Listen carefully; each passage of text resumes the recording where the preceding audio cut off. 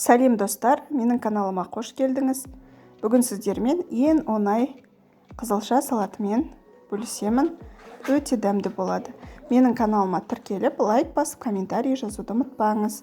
Видеоны толығына дейін қараңыз, соңына дейін. Ал енді бастаймыз. Алдымен керекті өнімдерімізді дайындап аламыз. Қызылшаны осылай теркадан өткіземіз. Мен бір тарелкеге туралап жасап жатырмын. Егер сіздер қонақ күткенде жасайтын болсаңыздар, осыны 2-ге көбейтіп, 3-ге көбейтіп жасасаңыздар болады. Жаңғақты осылай қағазға салып, оқтаумен езіп аламыз. Езілген орехымызды, туралған қызылшаның үстіне саламыз.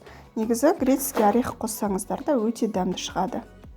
Енді жақсылап араластырамыз да үстіне майонезімізді құямыз. Тұзымызды сеуіп, жақсылап араластырамыз. Әдемілеп осылай тарелкемізге саламыз, әсемдейміз. Енді бетіне сырымызды осылай теркадан өткізіп саламыз. Біздің салатымыз дайын болды. Міндетті түрде жасап көріңіздер. Астарыңыз дәмді болсын.